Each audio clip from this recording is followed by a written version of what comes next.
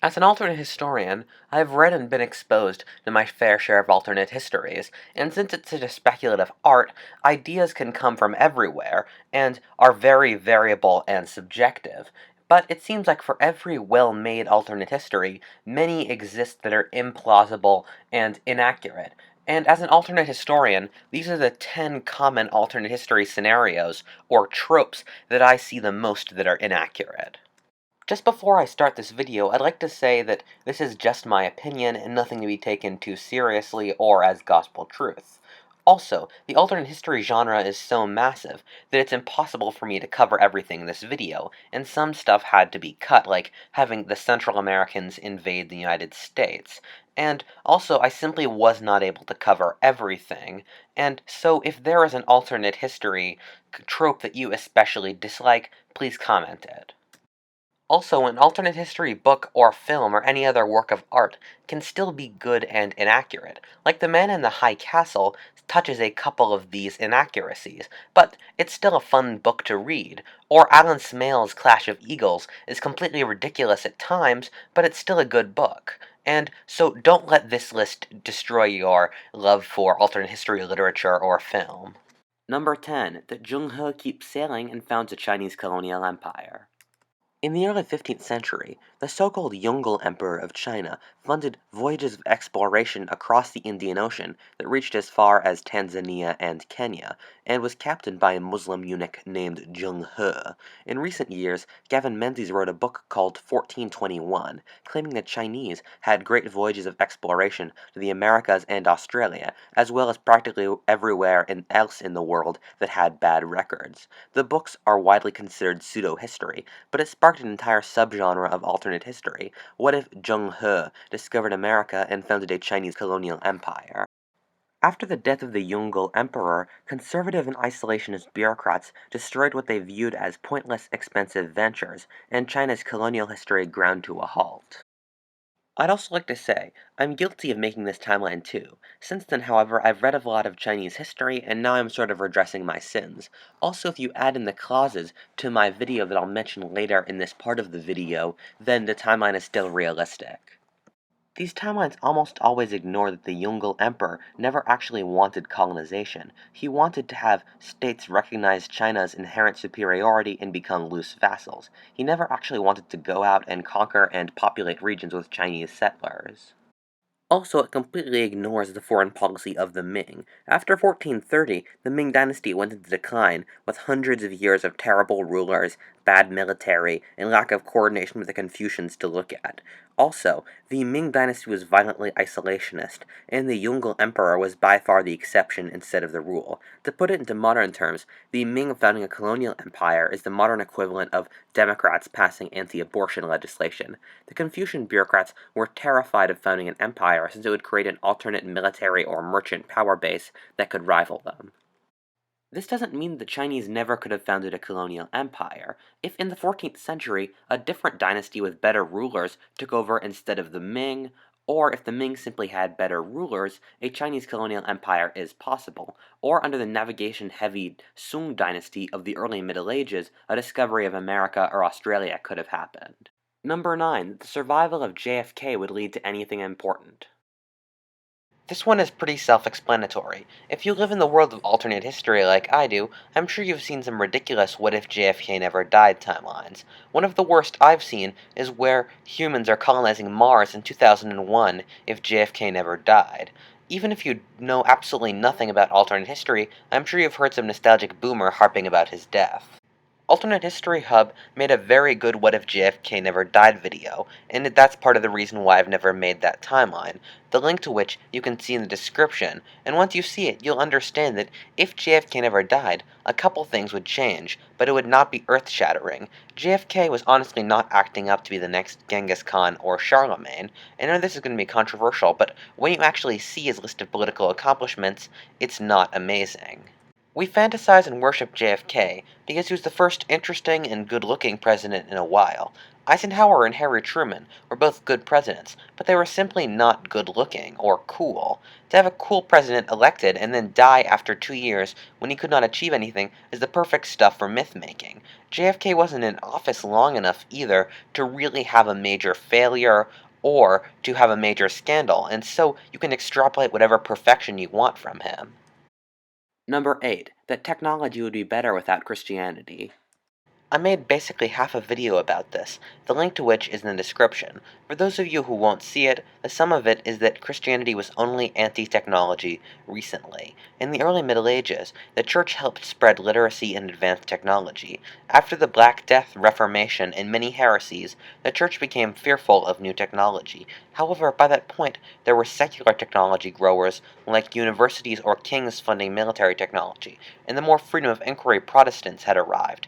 The bigger concern in what if Christianity never existed timelines is, would the religion that would replace Christianity be pro or anti-technology? Number 7. Weird technology or steampunk. Those of us who live in the world of alternate history know these timelines. Giant mutant tigers fighting in an alternate World War II, zeppelins replacing cars, etc. That doesn't even include the entire steampunk genre, which claims to be alternate history, but is ruled more by the rule of cool fashion than historical fact. What I hate about these timelines is that they aren't even trying to be accurate. They give no reasons for why this advanced steampunk technology exists. It just kind of happens. Catch That Zeppelin does this well, because there's a reason for why zeppelins are a major form of transportation, but much of this genre is simply ruled by what sounds cool. What worries me about these alternate histories is that they seem to be growing. A couple years ago, they were the exception, not the rule. The opposite seems to be true now, with steampunk alternate histories drowning out traditional ones.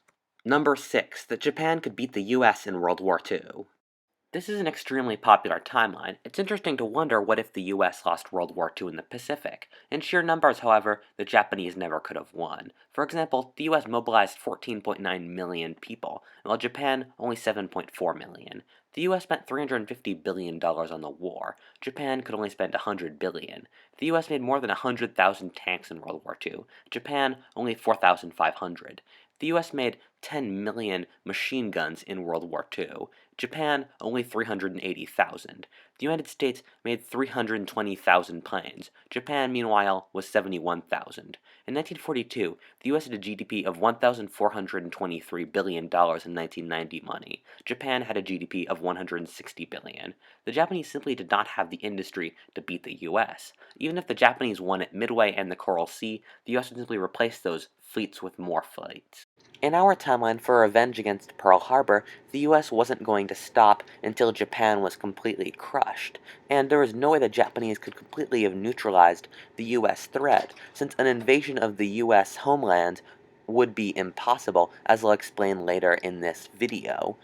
The only way the Japanese could have won the war is to have the war drag on forever and have the American people grow tired of the war and prefer peace instead of revenge for Pearl Harbor. And even the Japanese high command knew this was impossible simply due to the sheer power of US industry.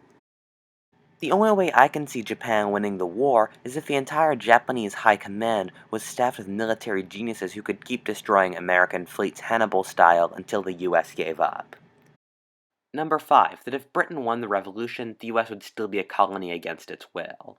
This is an extremely popular timeline. The United States is the most powerful nation on Earth, and so it's interesting to wonder if the US lost the revolution and maintained being a British colony. The British definitely could have won the revolution, and probably should have, but the US is so large that there's no way the British could maintain control permanently without the Americans wanting to. Even just the East Coast, or the part that was colonized by Britain, of the US is roughly the size of Germany and France combined. Similarly to after the crushing of the Jacobite rebellion in Scotland, the British would have massive retributions against the Americans, trying to completely crush American self-governance and culture. This would create a bitter American culture that would be waiting to rebel against Britain. In our timeline, only around a third of Americans were strongly for revolt. After the war in this timeline, that percentage would skyrocket. When Britain would be busy fighting some continental European war, the US could simply rebel. The British High Command knew that they could not hold the 13 colonies if they fought a guerrilla war in our timeline during the American Revolution, and tried their hardest to prevent it. Britain's army at this point was terribly small, and it's hard to imagine the landowners allowing the taxes to pay for the massive permanent army needed to crush a guerrilla campaign in the Americas. And also, the Whig Liberal Party was violently against having a continued war in North America since they sympathized with the American cause. I've gotten some comments in my previous videos saying that if the British were able to conquer large areas of land like India and the Boer republics during their empire, why wouldn't they be able to reconquer America? I'd just like to say that this is a really good critique, but I'd still like to be able to explain my point of view.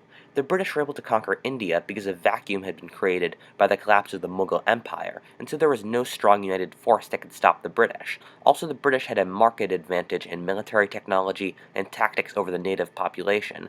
Also, if you look into it, the average Indian was not truly against British colonization. When you look at who revolted, it was mainly warrior tribes like the Sikhs or army troops like the Sepoys. Meanwhile, the Boer republics were much smaller than Eastern America, and the war was finally won by the British when they interned the native Boer population and used 250,000 men to finally crush the Boers, both of which are things that could never have been done with pre-industrial technology. Also, more than half of the white population of the Boer republics were British and sympathetic to the empire.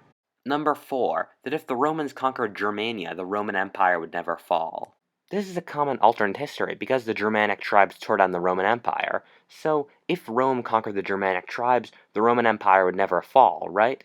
This theory ignores a lot, mainly that the Romans never wanted to conquer all of Germania, but stopped at the Elbe River in central Germany. Even if the Romans conquered all of Germany, it would still not stop the Germanic tribes. The Slavs were off the edge of the board, so to speak in board game language, at this time, and so the German tribes stretched deep into Ukraine, Poland, and Belarus, not to even mention the Germanic tribes in Scandinavia.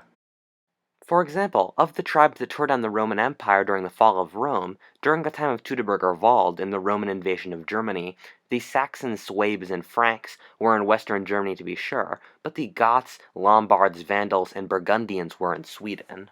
Also, Germania was a territory unlike any other the Romans faced. People talk about the Gauls being savages, but Gaul had cities and advanced trade. Heck, Gaul had 5 million more people than Italy, and was the most populated nation in Europe, with a population of around 15 million. Even Britain had a pretty high population density and a couple big trading towns. Germania, meanwhile, was just forests with a couple tribes. Caesar marched for 8 days straight in Germania, without seeing a single person or any sign of habitation.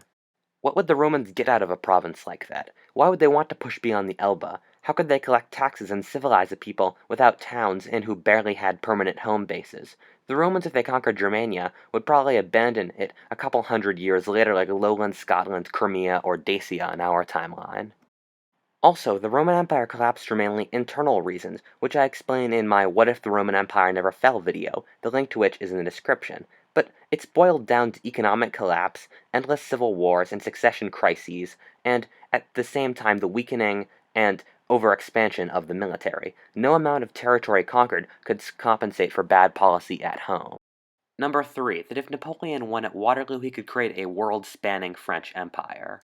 I don't see this alternate history that often in actual alternate history literature, but I feel like every time travel movie or book series ever written has to have Napoleon win at Waterloo and create a massive French empire. I see why people think of Waterloo as the decisive battle of the Napoleonic Wars. It's the only major battle the English speakers were instrumental in winning outside of this side campaign in Iberia, and so is glorified by English speakers in their own nations. If Napoleon won at Waterloo and for the sake of the timeline neutralizes Austria and Prussia later, there's no way he could refound a massive world-spanning empire.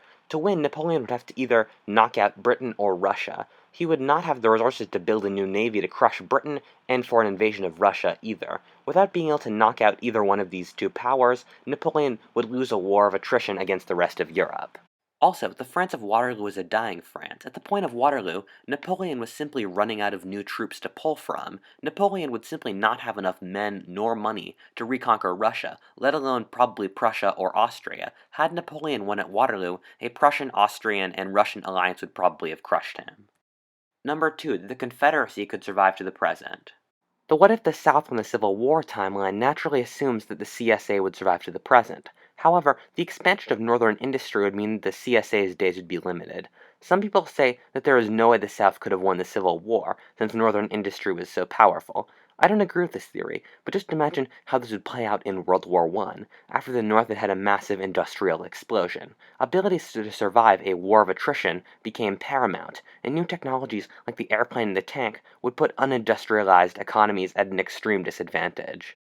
But you might say that the CSA and the USA would never fight in World War I, but be allies, tied together against the Kaiser by their common culture. However, the North's need to gain face after the war, and feeling bitter after the war, and the South's fear of being crushed by the North economically and militarily would make war very possible.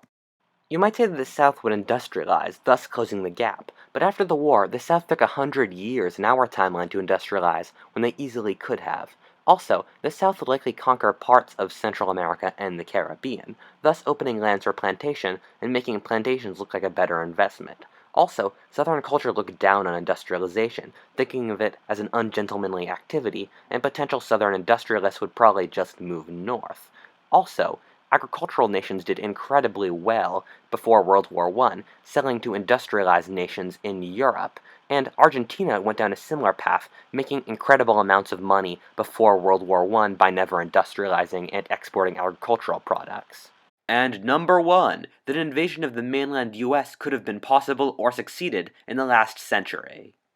This is a very popular timeline, mainly with the invaders being Japanese, Nazi, or Soviet. The Americans are such a proud and patriotic people that it's an interesting question to have them be conquered. However, the size and power of America makes this impossible. First of all, none of these nations could supply an attack on America. The Germans had trouble supplying North Africa and Stalingrad, let alone New Jersey. The Soviets barely had a navy to attack across the Pacific with. Since World War II, the U.S. Navy is the most powerful navy on Earth, and all these powers would be forced to fight their way through it to even get a shot at invading America. Mexico and Canada are so much weaker than the U.S. that if a foreign power tried to use them for a launching point, the U.S. would simply conquer them before they could land a force there. Even if the foreign powers reached America, the U.S. industry is simply so powerful that the U.S. forces could overrun and continually outproduce the weakly supplied invaders. Until recently, the U.S. was an almost purely self-sufficient country. There is no way to starve the U.S. of any material to destroy it. Also, the U.S. Army is pretty high quality, man for man, and the sheer manpower of the United States means that the U.S. could field much larger armies against invaders of roughly similar in the case of the Nazis, or much better in the case of Japanese and Soviets in quality. Finally, the sheer size of the United States. The United States is 3,000 miles across, or the distance from the west coast of France to Kazakhstan, with 300 miles to spare. Also, the Appalachians and Rockies act like walls protecting the Mississippi hinterland of America from the coasts. We haven't even gotten to the commonplaceness of guns and the possibility of a guerrilla campaign. Whatifalthist, thank you for watching. If you enjoyed this timeline, please comment or subscribe, and please stay tuned for my next timeline. Thank you.